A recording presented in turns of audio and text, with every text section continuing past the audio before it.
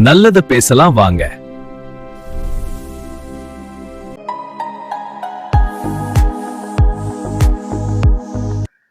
ஹாய்ங்க, எப்படி இருக்கீங்க? நான் சூப்பராக இருக்கேன்.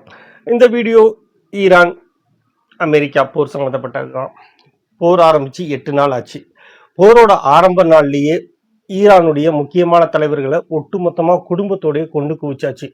அடுத்த 2 நாளில் ஈரான் மொத்தமாக நம்ம கைவசம் வந்துடும் சொல்லி தான் அமெரிக்கா ட்ரம்ப் அறிவிப்பின்படி போர் ஆரம்பமாச்சு. ஒரு 2 நாள் கழிச்சு இன்னும் ஒரு வாரத்துக்குள்ள மொத்த ஈரானையும் நாங்கள் முடிச்சிடுவோம் அப்படிங்கிற மாதிரி சொன்னார். கிட்டத்தட்ட ஒரு 35 வருஷத்துக்கு முன்னாடி ஈராக் கூட இதே மாதிரியான ஒரு போர் நடந்துட்டு இருந்துச்சு. அப்போ எல்லா செய்தி சேனல்களையும் பிபிசி அந்த மாதிரி அப்போ வந்து சேட்டலைட் சேனல் இல்லைனாலும் மற்ற சேனல்களில் ஃபுல்லாக பார்த்தீங்கன்னா ஈராக்கோடைய வான் பரப்பில் அமெரிக்க விமானங்கள் பறந்து கொண்டே இருக்கும். அதை தான் காமிச்சுக்கிட்டே இருப்பாங்க. அந்த அளவுக்கு ஒரு அழுத்தமான ஒரு ஆபத்தான ஒரு நாடாக இருந்துச்சு. நாங்கள்லாம் சின்ன வயசில் இருக்கும்போது அமெரிக்கா வந்து ஒரு சூப்பர் பவர் உள்ள நாடு அப்படின்னு நாங்கள் நம்பினோம். அந்த நம்பிக்கைகளை எல்லாத்தையுமே இந்த 8 நாள்ல ஈரான் உடைச்சி நொறுக்கி இருக்கு அப்படின்னு தான் சொல்ல முடியும். கிட்டத்தட்ட ட்ரம்ப்பால வெளியில வரவே முடியல. இந்த போரை விட்டு எப்படி வெளியில வர்றதுக்கான ஐடியா கூட அவர்கிட்ட இல்லை அப்படிங்கிறதான். அவர்கிட்ட ஒரு எக்ஸிட் பாயிண்டே கிடையாது அப்படிங்கிறதான். ஏற்கனவே எப்ஸ்டீன் ஃபைல் மூலமா அமெரிக்காவுடைய மானமே சந்தி சிரிச்சிட்டு இருக்கு. குறிப்பா அமெரிக்க அதிபர்லேருந்து அங்க இருக்கக்கூடிய உச்சகட்ட தலைவர்கள் அத்தனை பேருமே அந்த ஃபைலுக்குள்ள அடங்கியிருக்காங்க. அதை மறைக்கிறதுக்காக இந்த போரை ஆரம்பிச்சாரா இல்லையான்னு தெரியல. அவரே போய் கண்ணி வெடியில காலை வச்சிருக்காரு அப்படிங்கிற மாதிரி தான் சொல்ல முடியும்.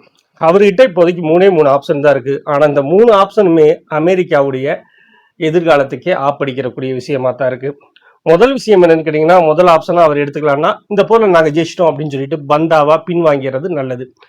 பட் இது கேட்கறதுக்கு நல்லா இருக்கும், கௌரவமா இருக்க மாதிரி இருக்கும். ஆனா இந்தியா, பாகிஸ்தான், சீனா இந்த மாதிரியான ஆசிய நாடுகள் பார்த்துட்டு இருக்கும் போதே அமெரிக்கா கிழக்காசிய நாடுகள்ல இருந்து நிரந்தரமா வெளியேற வேண்டியிருக்கும். அது மட்டும் இல்ல, உலக நாடுகள்ல அதனுடைய மதிப்பு குறையும். பலவீனமான ஒரு நாடாக அமெரிக்கா அறியப்படும். அதுதான் நிஜம் அப்படின்னாலும் இந்த 30 வருஷமா கோடிக்கணக்கான ரூபாய்கள் கொடுத்து இராணுவ தளவாடங்களை அமைச்சு அமெரிக்கா கட்டமைத்த அந்த பலமான பாடங்கள் அத்தனையுமே இன்னைக்கு ஒழிஞ்சு போகும். ஸோ இது அமெரிக்கா செய்யுமான்னு தெரியாது. ஏன்னா அமெரிக்காவுக்குன்னு ஒரு ஈகோ இருக்கு. உலகத்திலேயே நான் தான் பெரிய என்னன்னு அப்படிங்கிற மனப்பான்மையோட எல்லா நாட்டுகளுடைய அரசியலுக்குள்ளேயும் உள்நாட்டு விவகாரங்களுக்குள்ளேயும் மூக்க நுழைச்சிட்டே இருக்கக்கூடிய அமெரிக்காவுக்கு இது பெரிய மூக்கறுப்பாகத்தான் இருக்கும். அதை செய்யறதுக்கு கண்டிப்பாக யோசிக்கும். செகண்ட் ஆப்ஷன் என்னன்னு கேட்டிங்கன்னா, இப்போ வான்படை தோத்து போயிடுச்சு. ஸோ தரைப்படைகளை அனுப்பலாம், இராணுவத்தை அனுப்பலாம். பட் இராணுவத்தை அனுப்பலாம் அப்படின்னு பார்த்தா ஈரான் வந்து அவ்வளோ சின்ன நாடெல்லாம் கிடையாது. கிட்டத்தட்ட 90 மில்லியன் மக்கள் வசிக்கக்கூடிய நாடு. அலாஸ்கா மாதிரியான ஒரு பெரிய மாகாணம் அளவுக்கு பரப்பளவு கொண்ட நாடு. அது மட்டும் இல்லாமல் மலைப்பாங்கு அதிகம் உள்ள நாடு. மலைப்பாங்குன்னே அவங்களுக்கு ஆப்கானிஸ்தான் ஞாபகம் அமெரிக்காவுக்கு வந்துடும். ஏன்னா 20 வருஷமா நேட்டோ படைகள் போராடியும் தாலிபான்களை அழிக்க முடியல. கடைசியில் அங்கேயும் கூட நாங்கள் வந்து உங்கள் பொறுப்பிலேயே உங்கள் நாட்டை ஒப்படைக்கிறோம் அப்படின்ட்டு நேட்டோ படைகள் ரிட்டர்ன் வந்ததை தான் நாம் பார்த்துருக்கோம். இன்னைக்கு தாலிபான் ஆப்கானிஸ்தான் பழைய நிலைக்கே போய் பெண்கள் அடிமைப்பட்டு கிடக்கிறதையும் நம்ம பார்த்துக்கிட்டு தான் இருக்கோம். அது ஒரு தவறு என்றாலும் அது நிஜமாகவே அமெரிக்காவுக்கு கிடைத்த பெரும் தோல்விதான். ஒரு உலகத்திலே நான் தான் பெஸ்ட் அப்படின்னு சொல்லக்கூடிய இராணுவத்தை வச்சிருக்கக்கூடிய ஒரு படை 20 ஆண்டுகள் போராடியும் ஒரு ஆப்கானிஸ்தான் மாதிரியான ஒரு சின்ன நாட்டில் இருக்கக்கூடிய ஒரு தீவிரவாத குழுவை கூட அவங்களால அழிக்க முடியல அப்படிங்கிறதான் நிதர்சனமான உண்மை. அப்படி இருக்கும்போது ஈரானுக்குள்ள அவ்வளோ சீக்கிரமா போக முடியாது. ஏன்னா ஈரானுடைய போர் தந்திரங்களே வேற மாதிரி இருக்கு. நவீன போர் தந்திரங்கள் ரேடார் அது இதுன்னு வச்சிருக்கும் போது அவங்க ட்ரோன் தாக்குதல் பண்றாங்க. 8 நாள் ஆச்சு, இன்னைக்கு வரைக்கும் ட்ரோன் தாக்குதலை முறியடிக்கவே முடியல. வளைகுடா நாடுகளில் அமெரிக்கா போட்டு வச்சிருந்த அத்தனை திட்டங்களும் நொறுக்கி வீசப்பட்டிருக்கு. எல்லா எண்ணெய் கிரகணர்களும் தகித்து கொண்டிருக்கிறது. அப்படி ஒரு வேளை தரைப்படை உள்ள போச்சுன்னா நிச்சயமா அமெரிக்க வீரர்கள் நரகத்தை தான் பார்ப்பார்கள். ஏன்னா நம்ம மூத்த தலைவர்கள் எல்லாத்தையுமே கொண்டுட்டோம், இனிமேல் ஒண்ணுமே இல்லை அப்படின்னு சொல்லும் போது அடுத்த கட்ட தளபதிகள் மூத்த தலைவர்களை விட புத்திசாலிகளாக இருக்கிறார்கள், மூர்க்கமானவர்களாக இருக்கிறார்கள், எந்த சூழ்நிலையிலும் பின்வாங்காதவர்களாக இருக்கிறார்கள். ஸோ அமெரிக்காவை பொறுத்த வரைக்கும் இந்த ஆப்ஷன் கூட ஆபத்தான விஷயம்தான். 3வது விஷயம் என்னன்னு கேட்டீங்கன்னா, அணுகுண்ட கையில் எடுக்கிறது. அதை பத்தி அப்படியே இலைமறை காய்மறையா பேச ஆரம்பிச்சிட்டாரு ட்ரம்ப். எல்லாரையும் மிரட்ட ஆரம்பிச்சிருக்காரு. பட் ஒருவேளை அணுகுண்ட கையில எடுத்தாருன்னா ஒட்டுமொத்த உலகமும் அமெரிக்காவுக்கு எதிராக திரும்பும். சீனா, ரஷ்யா போன்ற நாடுகள் அமெரிக்காவுக்கு எதிராக நேரடியாக போரில் குதிக்க ஆரம்பிக்கும். அது மட்டும் இல்லை, ஈரானுக்கு பக்கத்தில் இருக்கக்கூடிய நாடு பாகிஸ்தான், அதுவும் சும்மா இருக்காது.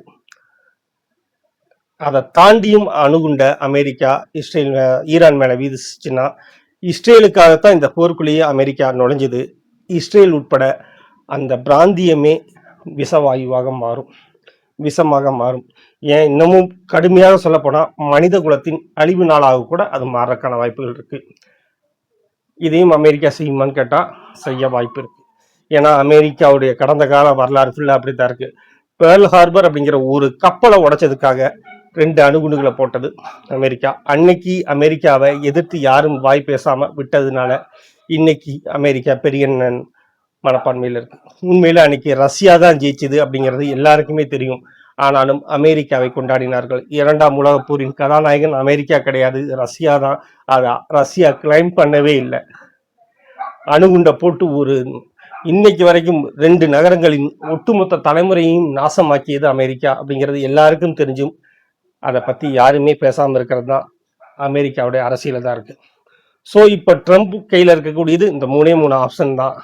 3மே மோசமான ஆப்ஷன். ஒன்று மோசம், இன்னொன்று ரொம்ப ரொம்ப மோசம், இன்னொன்று நினைச்சு கூட பார்க்க முடியாத அதிபயங்கரமான மோசம். இதை எதையெல்லாம் கையில் எடுக்க போறாருன்னு எனக்கு தெரியல. ஈரான் தோக்கலாம், அதுல மாற்றுக்கருத்தே கிடையாது. ஈரானுடைய படைபலங்கள் ஒரு கட்டத்துக்கு மேல தோற்று போகலாம், அதுக்கான வான்வெளிகள் மூடப்படலாம், பதிலுக்கு இவங்க கடல் பாதைகளை மூடப்படலாம், நிறைய விஷயங்கள் நடக்கலாம், தோற்கலாம். ஆனால் நான் திரும்பவும் சொல்றேன், ஈரான் தோற்கும் முன் அமெரிக்கா தன் வாழ்நாளில் சந்தித்தறியாத மிகப்பெரிய அழிவையும் மிகப்பெரிய சரிவையும் சந்திக்கும் அப்படிங்கிறதுல மாற்று கருத்தே கிடையாது. இன்னைக்கு கூட 165 குழந்தைங்க, பெண் குழந்தைகள் படிச்ச ஸ்கூல் மேல குண்டு வீசியிருக்காங்க. அது அமெரிக்கா வீசிச்சா ஈரான் வீசிச்சா அப்படிங்கிறதெல்லாம் தெரியாது. யாரோ 2 பேருடைய அதிகார பசிக்காக ஒட்டுமொத்தமா ஒரு 165 பெண் குழந்தைகள் உடல் சிதறி இறந்து போயிருக்காங்க. ஏதும் அறியாத குழந்தைங்க. அவங்களுக்கு யார் பதில் சொல்ல போறாங்கன்னு தெரியல. நீ பண்ண நான் பண்ணன்ட்டு மாத்தி மாத்தி சொல்லிக்கிட்டு இருக்காங்க. கடவுளும் பார்த்துக்கிட்டே தான் இருக்காரு, வேடிக்கை தான் பார்த்துக்கிட்டு இருக்காரு.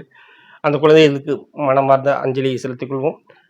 போர் இல்லாத உலகம் மட்டும்தான் நிச்சயமா அழகான உலகமா மாறும். எந்த மிருகமும் போர் செய்வதில்லை, எந்த மிருகமும் கூட்டமாய் சேர்ந்து கொண்டு இன்னொரு தன் இனத்தையே அழித்துக் கொள்வதில்லை. மனுஷன் மட்டும்தான் அதை பண்ணிக்கிட்டே இருக்கான், தொடர்ச்சியா பண்ணிக்கிட்டே இருக்கான். அதனுடைய பாதிப்புகளை அறிஞ்சும் பண்ணிக்கிட்டே இருக்கான். அதனாலதான் அவன் மனுஷனா இருக்கான் போல இருக்கு. நன்றிங்க. இன்னொரு வீடியோல கண்டிப்பா சந்திப்போம்.